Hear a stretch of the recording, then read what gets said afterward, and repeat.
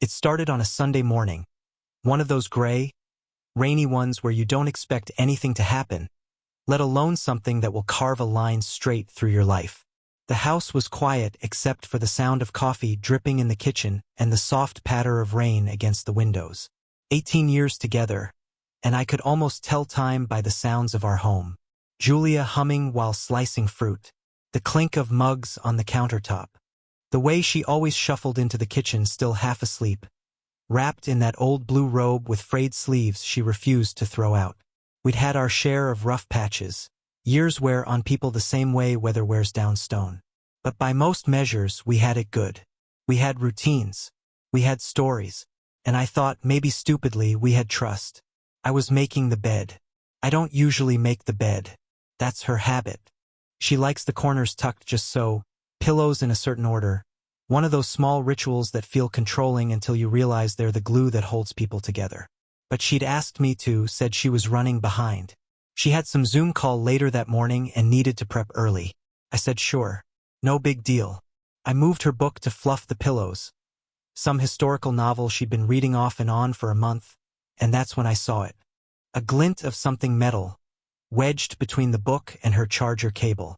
At first, I didn't think anything of it. I picked it up without even looking closely. I assumed it was hers. A charm? Maybe? Or something she'd meant to put in her jewelry box and forgot. But the second I held it in my hand, something felt wrong. It was a man's pendant. Steel. Dark. Weighty. Masculine, even in its design. Not decorative, not delicate. Not something that could be passed off as Eunice *X. And on the back, engraved, plain as day, R.K. My stomach dropped.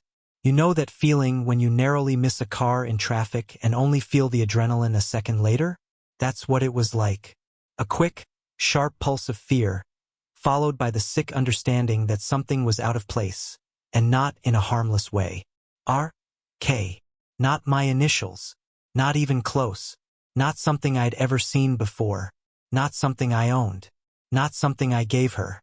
I just stood there for a few seconds, holding it, watching it twist between my fingers.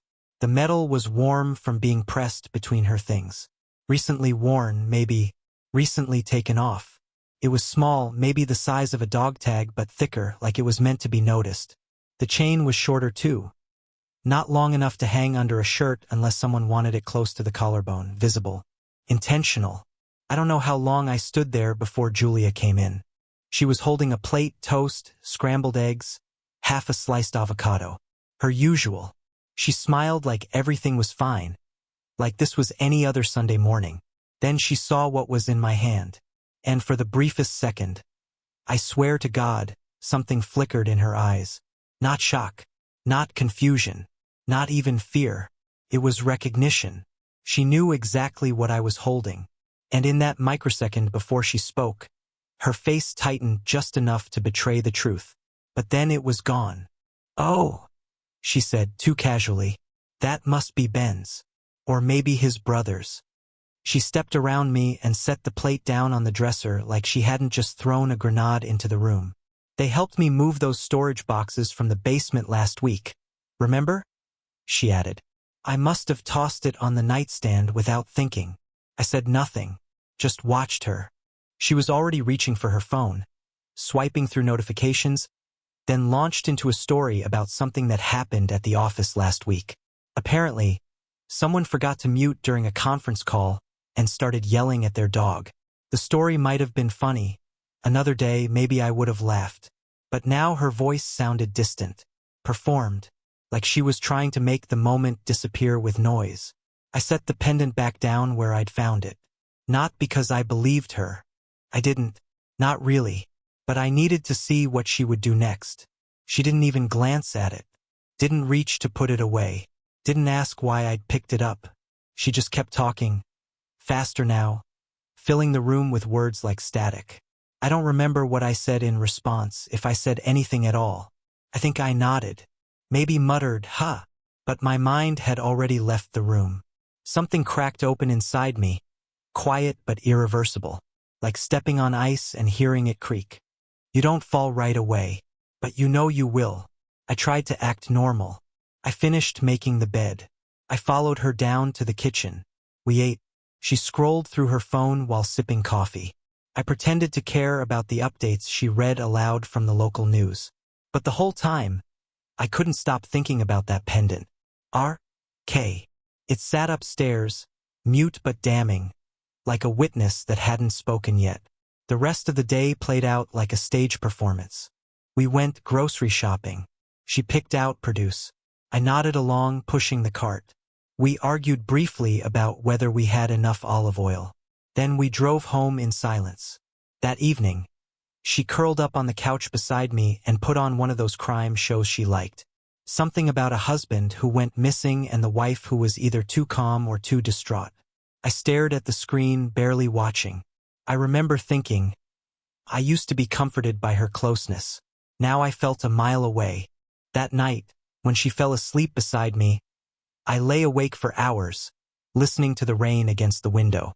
The pendant was still on her nightstand, untouched. I stared at the ceiling, wondering what kind of man wore something like that, wondering why he'd take it off, wondering why she'd keep it, and most of all, wondering how long ago I'd started ignoring the little things. Because the truth is, the signs didn't start today. They never do. I didn't sleep much that night. I kept turning over, careful not to wake Julia, but unable to shut my mind off. I kept thinking about the pendant, about R.K. I replayed that exact moment from earlier, the pause before her explanation, the flicker in her eyes, the way she pivoted into another topic like she had rehearsed it. She was always good at redirecting. I just used to be better at not noticing. The rain had stopped by morning, but everything still felt soaked in it. My thoughts, the air, our silence over breakfast. She kissed me on the cheek and said, "Have a good day," like nothing had changed, like the weight pressing on my chest wasn't real. But something had changed, and once it did, I couldn't stop seeing the rest of it. Every little thing I used to brush off came back. Louder this time, sharper, more obvious, like how, about 6 months ago, she started locking the bathroom door. We never locked doors in this house. Not unless someone was crying or sick or hiding. At first, I figured maybe it was just a phase, a weird privacy thing. Then I caught myself wondering, was she on the phone in there? Was someone texting her? Then there was her phone itself, always in her hand, always screen down, notifications turned off. Once, I asked her why she started keeping it on Do Not Disturb. She said work was getting too chaotic. But somehow, she always knew when I texted. It wasn't just the phone. It was the way she reacted when I got near it. I'd walk past her on the couch and she'd tilt the screen, like muscle memory. I asked her about it once. Not directly, just a joking, "Got secrets over there?" And she laughed. Too hard. Like someone deflecting a question they'd expected. She used to leave it charging in the kitchen at night. Now it never left her side. Like a limb. And those business trips. Not often. Just enough that I didn't question it at first. Always to the same place. Always for 2 nights, never 3. Once every 2 weeks, like clockwork. The same bag. The same scent of a new perfume as she walked out the door. Different from her usual one. Lighter, floral, unfamiliar. I remember one in particular. She left saying she'd be back late Friday. But Friday afternoon, just after 3, I pulled into the driveway and saw her car already there. I walked in, calling her name. No answer. I heard the shower running, which would have made sense, except our shower hadn't been working that week. The water pressure was busted. We were waiting for the plumber. I called out again. The water shut off. She came out 10 minutes later, in a towel, surprised to see me. Said her flight got moved up. Claimed she'd just gotten home and was rinsing off the airport grime. I wanted to believe her, so I did. I always did. The strange what the brain will do to avoid what the heart can't handle. Like the shared photo album we had. For years, we kept it updated with little things. A new coffee shop we found. A weekend hike. Even just pictures of our dinner. One morning, I went to upload something, and the album was gone. She'd deleted it. I asked her about it and she said it was full. "We haven't used it in a while," she added. "Didn't think you'd notice." I did. Of course I did.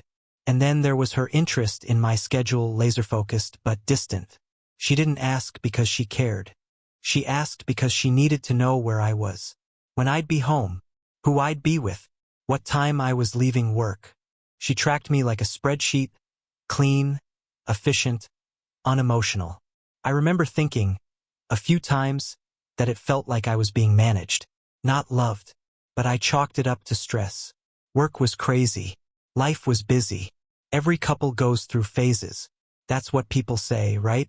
I even brought it up once, gently, over dinner. Told her I felt like we drifted, like something was off.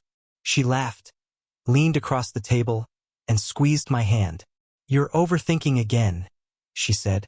"You always do this. You make up stories in your head." And just like that, I backed off. But now, standing in the elevator at work, watching the floors tick by, all of it came rushing back. And this time, it didn't feel like overthinking. It felt like waking up. There was one day a couple months ago that should have been the red flag, the one waving right in front of my face. Julia had gone out for drinks with coworkers. She texted me saying she was calling it an early night. I was already asleep when she came home, but in the morning, I noticed she wasn't wearing her usual earrings.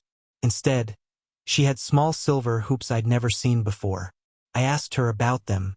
She smiled and said they were a gift, a thank you from a friend at work. I let it go. But now, with the memory fresh, I realized something else. She said it was a gift, but they weren't new. The metal was slightly scratched, worn, like they'd belonged to someone else.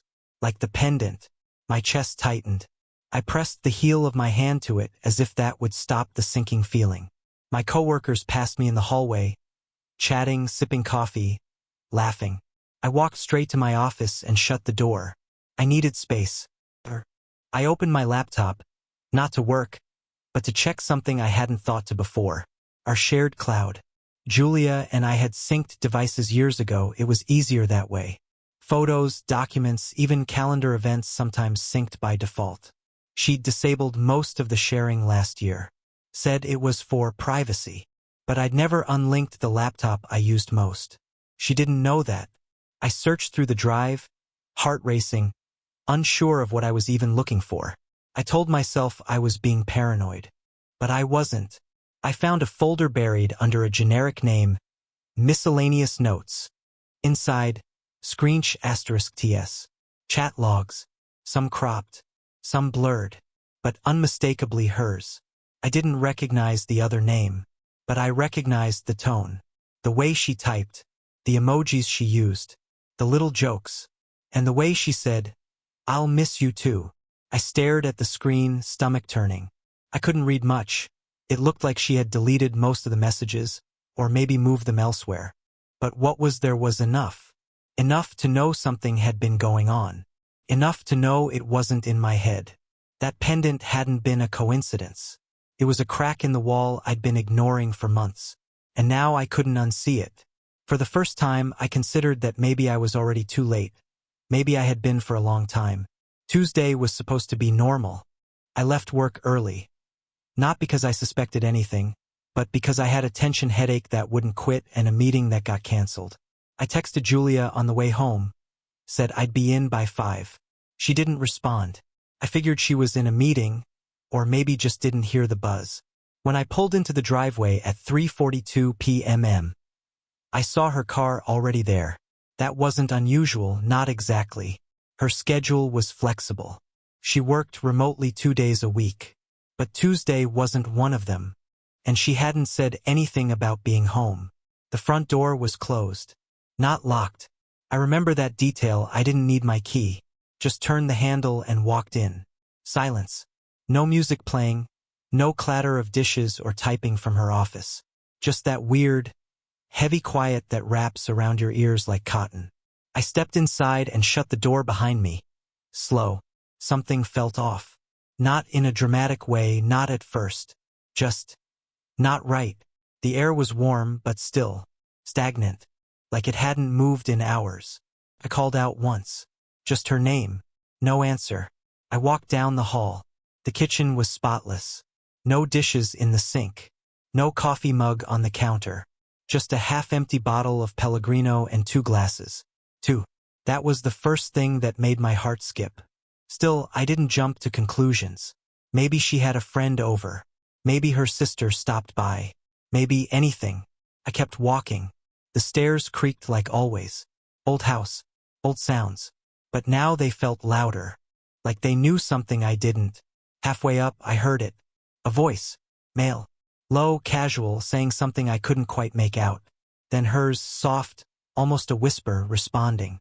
It was like time slowed down. My hand paused on the banister. My pulse was loud in my ears. Louder than the footsteps. Louder than the voices. I didn't make a sound. I reached the landing and saw that our bedroom door wasn't shut all the way.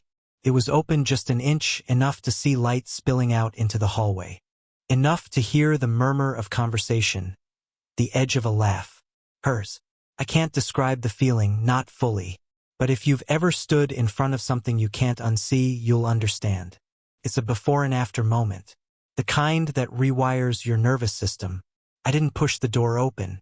I didn't need to, because the mirror across the hall, the one she insisted we hang to make the space feel brighter, caught it all. The reflection. The edge of the bed. A man's jacket draped across the footboard. A pair of boots, definitely not mine, on the floor. And her voice, rising and falling, too soft to make out but unmistakably in asterisk mate. And there, glinting faintly on the nightstand, as if to confirm it all, the same pendant. R.K. I didn't breathe, didn't move. I stood there long enough for my legs to start to ache, but I don't think I noticed. I was too focused. My body was trying to decide between fight, flight, or freeze. Picked freeze. I didn't walk in, didn't yell, didn't ask questions, because what question was left to ask? I turned, walked back down the hall, down the stairs, out the door, closed it behind me as quietly as I could. The world outside hadn't changed. The birds were still chirping. The sky was still overcast. A car drove by, oblivious to the storm unfolding behind the windows of the beige house on the corner. But for me, everything was different. I got into my car and sat there for a long time, hands on the steering wheel, staring straight ahead. I didn't cry. I didn't scream. I didn't call anyone. I just stopped. Something had broken. Not in an explosive way. It was quieter than that. More permanent. I remember thinking, weirdly, about the groceries in the trunk. I picked up a bag of oranges. She liked those, especially the ones with the leaves still attached. I sat there wondering if I should just drop them off at the door. But that thought passed, like a lot of things were about to. Instead, I drove. Nowhere in particular. I just wanted to move. The motion helped. Gave my hands something to do. Kept my mind from snapping in half. At some point I ended up by the lake. The one we used to walk around in the early years, back when we still held hands without thinking about it. I parked near the edge, got out, and just stared at the water. It was still the way a mirror is still. I took out my phone, scrolled to her name. My thumb hovered over it. But what was I going to say? I saw. I heard. You lied. She already knew all that. She'd known it before I did. So I didn't call. I didn't text. Instead, I booked a hotel room from my phone.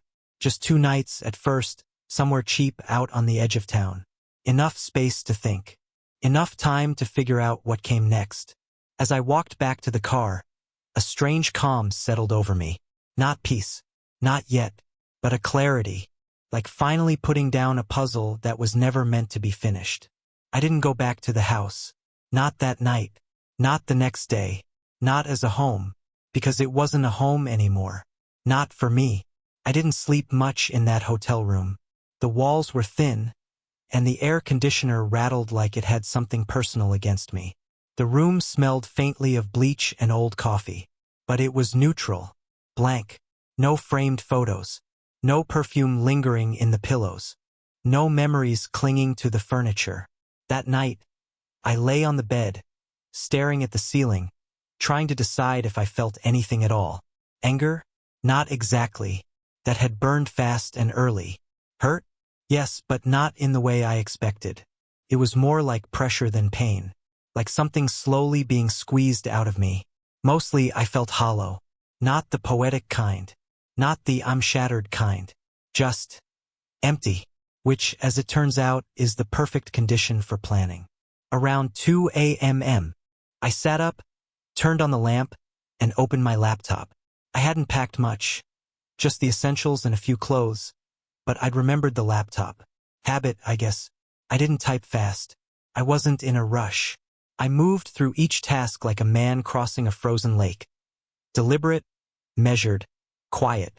First, the bank. We'd set up everything jointly years ago. It made sense at the time: trust, transparency, shared goals.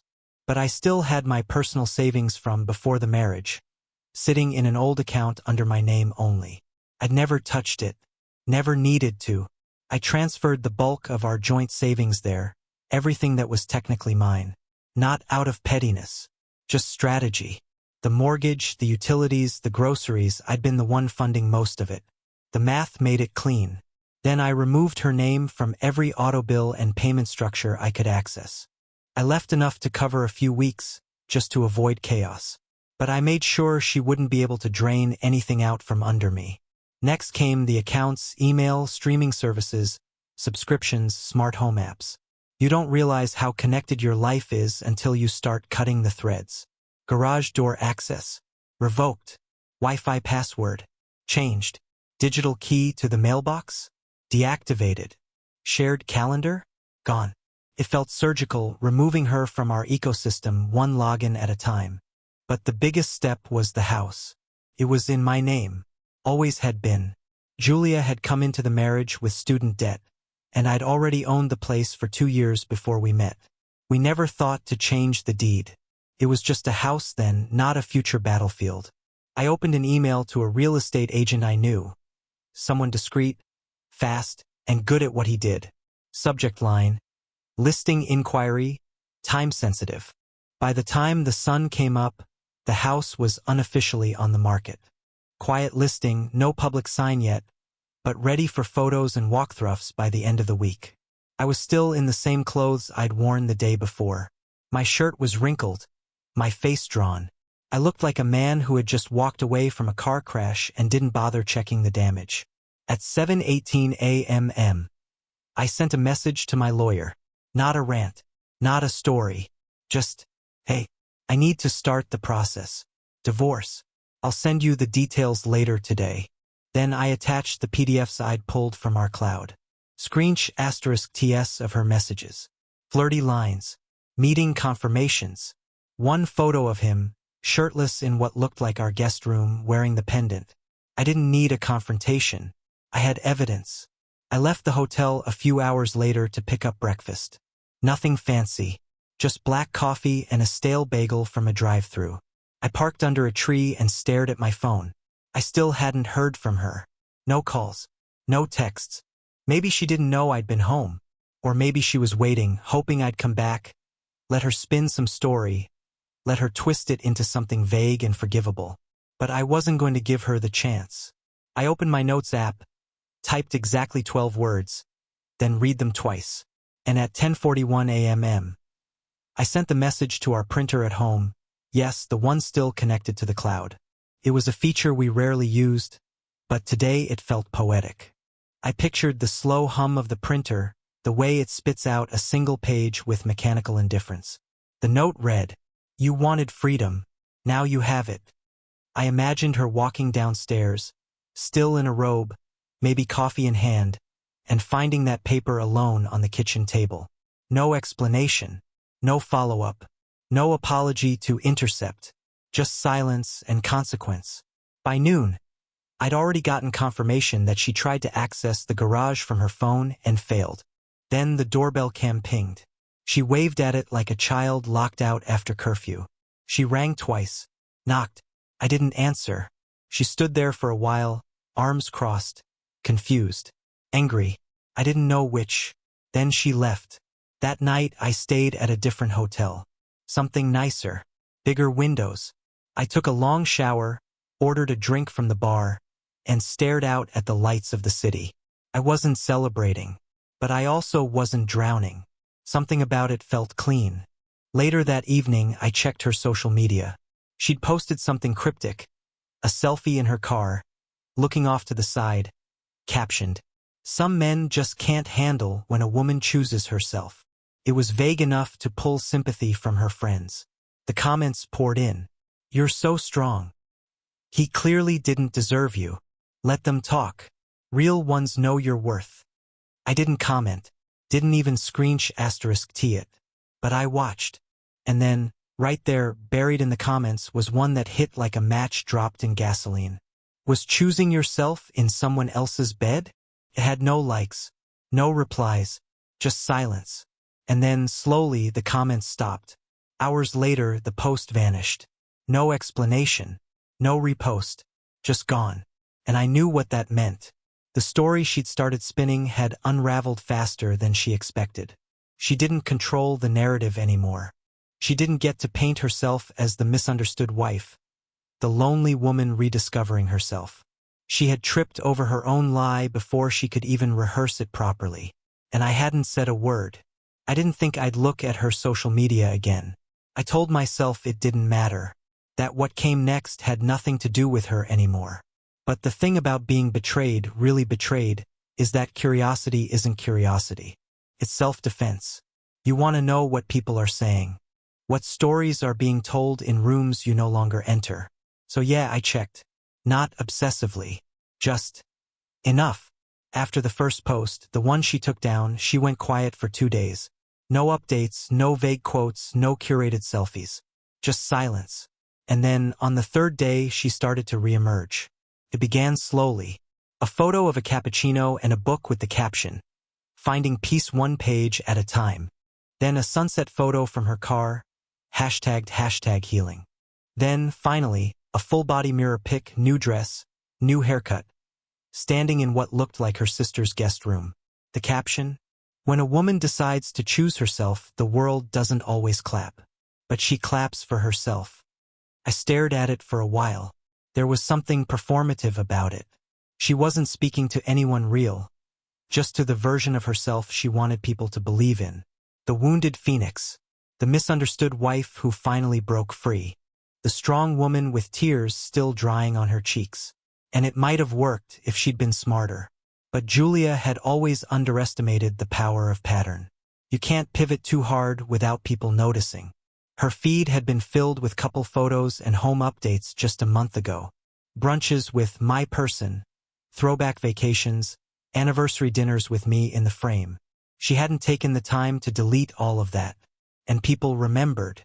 The cracks started in the comments. Not right away, the first dozen replies were what you'd expect. Friends, co-workers, distant relatives who only saw us at weddings. "You're glowing. You deserve peace. Let them talk. We know your heart." But then came the shift. It started with someone named Tara. I only remembered her vaguely, Julia's old college roommate. She commented, "Just curious. Didn't you two just celebrate your anniversary last month? What happened?" No response. Then another, less diplomatic. "This reads like you're rewriting the story. You had someone else, didn't you?" That comment got likes. Not many, but enough. I watched in real time as the thread grew quieter. Not hostile. Not dramatic. Just awkward. The kind of silence people sit in when they realize they've been backing the wrong horse. Julia edited the caption once. Removed the part about the world not clapping. Changed it to something generic. "Starting over." It didn't help. 3 hours later, the post disappeared. That's when I knew. Not just that she'd been found out, but that she knew she had. And even worse, she didn't know who had done it. That was the part one took the most quiet satisfaction in. She had no idea where the leak had sprung. She didn't know which of her carefully curated circle had started asking questions. Because it wasn't me. I hadn't said a word. I hadn't replied to the text she sent. First cautious, then frantic. The first message came 2 nights after the printer note. "Mark, can we please talk?" Then, "I don't understand what's happening. Just tell me where your head's at." Then, more aggressive. "You're blowing everything up based on what? That I had a friend over?" I didn't answer. Then silence again. For days later, a new message, this time longer. I'm sorry. I don't know what you think you saw or heard, but I swear I never meant to hurt you. Things haven't been right between us for a long time, and I didn't know how to bring it up. Please, I'm staying at my sister's. I'll leave the house keys in the mailbox. Just tell me what you want me to do. What I wanted was simple. I wanted her to feel the weight of what she'd done, not just the action but the deception. The months of making me feel paranoid, gaslighting me when I asked honest questions, dismissing me with a kiss on the cheek while hiding someone else in our life like a ghost living between walls. I didn't say that. I didn't say anything, because that kind of truth doesn't need to be spoken to matter. She started messaging my friends next. That's when I got the calls. First, from my buddy Alex. He kept it simple. She reached out. I told her I wasn't getting involved. Then from Natalie, someone Julia had always been closer to, but who I'd known since college. She told me Julia had sent a long message explaining things. Look, Natalie said, I don't know what really happened, but her version doesn't hold up. What was her version? I asked, even though I already had a sense. She said you'd grown cold, that you were distant, that she felt invisible. I laughed, dry, bitter, not because I hadn't heard it before, but because it was textbook. She say anything about the pendant? I asked. Silence. Then, she didn't mention that. Of course she didn't. I let it sit for a moment before asking, did she tell you who our K is? No, Natalie said. She acted like there wasn't anyone else, just that you misunderstood everything and made a bunch of decisions without giving her a chance to explain. That part got to me. The idea that I owed her something, that after everything, she still saw herself as the victim of my silence, not the architect of her betrayal. But what I said was, thanks for letting me know. I ended the call and put my phone on Do Not Disturb. She tried one last public post a week later. It was just a quote on a black background. Sometimes the person who leaves isn't the one who gave up. I didn't react, but others did. One person replied, sometimes the person who stays is the one who lied. No follow-ups, no comments from Julia, just another quiet deletion. Her attempt at salvaging the story was crumbling, and she couldn't keep up. The people who had jumped to console her weren't exactly switching sides, but they weren't defending her anymore either. They were just fading out, turning off the notifications, pretending they hadn't taken a side at all. And me? I watched it all unfold from a distance, coffee in hand, heart steady. Not because it didn't hurt anymore, it did, but because the power was back in my hands, and I hadn't had to lift a finger to get it. I didn't need revenge. I didn't need drama. I didn't need to make her life hell. All I needed was truth and silence. She gave me both. Eventually, we met a week later in a quiet coffee shop near the park. She showed up late. No makeup, hair tied back, eyes dull. She sat across from me like she was waiting for permission to speak. I gave her none. She started in, about feelings, about how I'd pulled away, how the silence had grown between us. She said we both made mistakes. I said nothing until I pulled out a photo I'd printed. Her, sitting beside him in our bedroom, holding that pendant. Her face changed. The denial faded. I told her she was free now, not as a punishment but as a fact. I didn't come to argue or get closure. I came to end it clean. She nodded. We didn't hug. We didn't say goodbye. She walked out first. I stayed behind, letting the chair across from me sit empty for a while. I didn't feel triumphant. Just done. A month passed. I left the city, changed my number, deleted the shared cloud, the playlists, the photos. I settled in New Haven, started working with my hands again in a small woodshop behind an art co-op. I ran in the mornings, ate dinner at the same diner most nights. It was quiet, small, mine. One weekend, I stopped by a local exhibit.